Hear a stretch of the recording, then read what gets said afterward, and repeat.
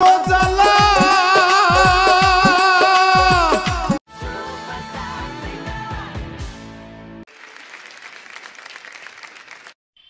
जी अस्सलाम वालेकुम। वालेकुम अस्सलाम, नमस्कार। क्या नाम है आपका? मैम মানুষে मोहब्बत করে রাজু ডাহে। कहाँ से आप? ম্যাম আমি আসামের ছোট্ট একটা গ্রামে থেকে এসেছি ম্যাম।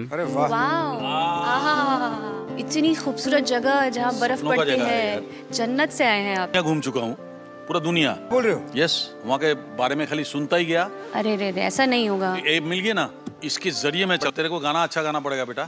ম্যাম স্যার আজকে যে আমি এই ইন্ডিয়ান আইডলে আইছি, প্রথমে আমাকে কেউ ইন্ডিয়ান আইডলে আসতে দেয় নাই। আমি কিভাবে এই ইন্ডিয়ান আইডলে আসলাম তাই আপনাদেরকে আমি একটু আমার কাহিনী শোনাইতে চাই।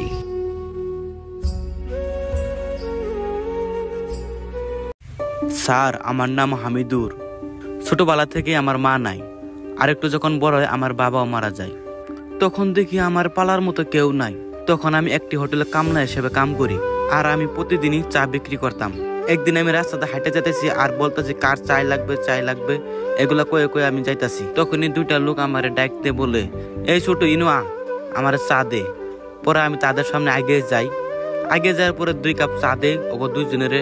তখনই আমি দুজনকে 2টা গিলাস দেই আর আমি চা দিতে শুরু করি। হঠাৎ চাঁদের সময় চাটা বেশি করে পড়ে যাওয়ার সময় আমাকে তারা এমন দুর্ব্যবহার করে যেটা আমি ভাষাতে প্রকাশ করতে পারবো না। আমাকে তারা অনেক গালাগালি করে, অনেক মারপিট করে। কি করব, গরিব না, গরিব বলে তো সবাই মারে না। আমি অনেক কষ্ট পেয়েছিলাম, কিন্তু কি করব, করার মতো কিচ্ছু ছিল না। আমি ছোট বলে তারা আমাকে অনেক মারতো। আমি যেখানে যেতাম ওখানে আমাকে মারতো। আমারে কেউ ভালোবাসতো না। আর আমি যদি একটু ছোট মোটো দোষ করতাম সেটাও তাদের কাছে অনেক বড় হয়ে যেত। কারণ আমি ছোট না, আমার জাত ছোট, আমার মা বাবা নাই, আমাকে কেউ ভালোবাসতো না, আমাকে সবাই তাড়িয়ে দিত। কি করব, এই জীবনে আমার মতো অসুখী আর কেউ ছিল না। তখন আমি কেঁদে কেঁদে হোটেলের দিকে যাই।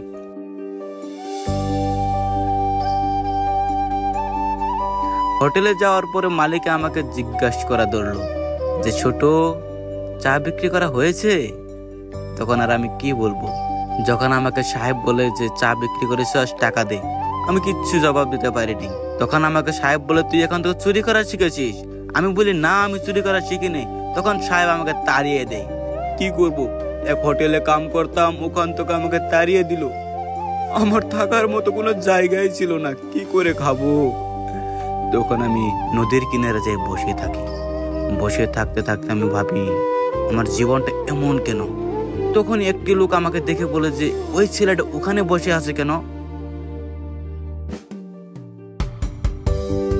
তখন ওই লোকটি আমার কাছে এসে আমাকে বলে যে আরে বাবু তোমার কি হয়েছে? আমি উত্তর দিই না। তখন চায়ের দিকে চেপে লেগে একটা লোক, যখন জিজ্ঞেস করলাম সব কথা তাকে বললাম যে আমার লগে এমন এমন ঘটনা হয়েছে। তখন সেই লোকটা আমাকে 500 টাকা দেয় যে এই টাকা নাও, এই টাকা দিয়ে তুমি নতুন করে নিজে চা ব্যবসা শুরু করো। পরে আমি টাকাটা নিয়ে ভাবতে থাকি যে মানুষটাকে তো আমি চিনি না, সে আমাকে এত বড় সহায় করলো। যা করে আল্লাহ ভালোই করে। ভুল মানুষের প্রেমে পইরা জীবন যৌবন সৈফা দিয়া হৃদয় পিড়ে করিলাম কয়লা রে বন্ধুয়া, আপন মানুষ আমি পাইলাম না, মনের মানুষ আমি পাইলাম না রে বন্ধুয়া, আপন মানুষ আমি পাইলাম না।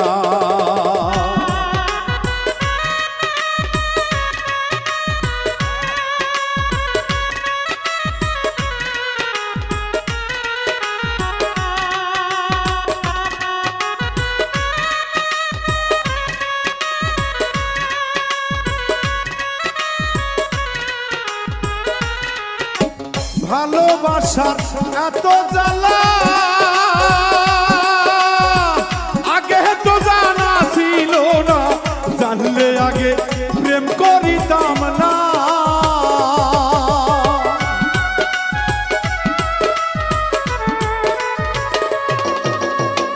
ভালোবাসার এতই জ্বালা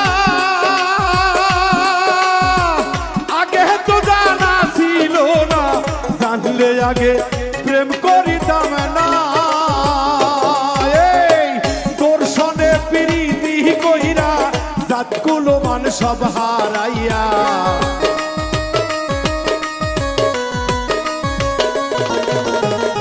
দর্শনে প্রীতি কইরা জাতি কুলমান সব হারাইয়া, লোকের খোটা সইতে পারি না রে বন্ধুয়া, আপন মানুষ আমি পাইলাম না, মনের মানুষ আমি পাইলাম না রে বন্ধুয়া, আপন মানুষ আমি পাইলাম না।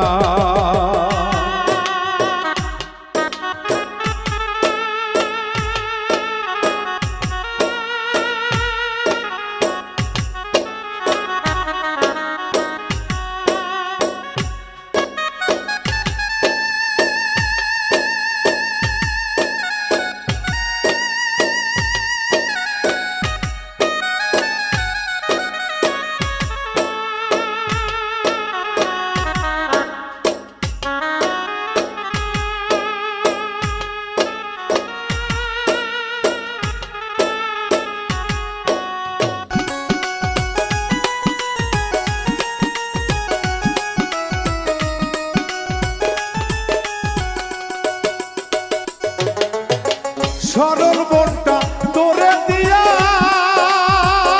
বন্ধুরে পাইলাম আমি কত জ্বালা, এত জ্বালা প্রাণের সহে না।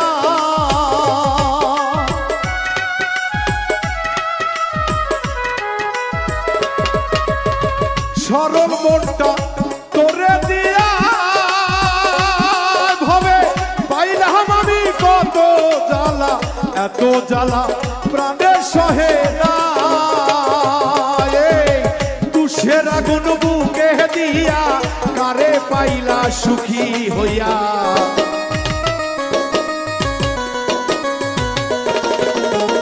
তুষের আগুন বুকে দিয়া কারে পাইয়া খুশি হইলা, আমার কথা মোহবে লাগলা না রে বন্ধুয়া, আপন মানুষ আমি পাইলাম না, মনের মানুষ আমি পাইলাম না রে বন্ধুয়া, আপন মানুষ আমি পাইলাম না।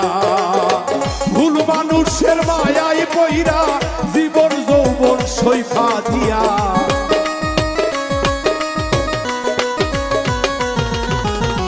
ভুল মানুষের প্রেমে পইরা জীবন যৌবন সৈফা দিয়া, হৃদয় পুরে করেছি কয়লা রে বন্ধুয়া, মনের মানুষ আমি পাইলাম না, আপন মানুষ আমি পাইলাম না রে বন্ধুয়া, মনের মানুষ আমি পাইলাম না, আপন মানুষ আমি পাইলাম না রে বন্ধুয়া, মনের মানুষ আমি পাইলাম না, আপন মানুষ আমি পাইলাম না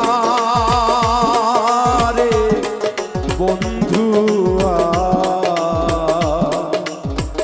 মনের মানুষ আমি পাই।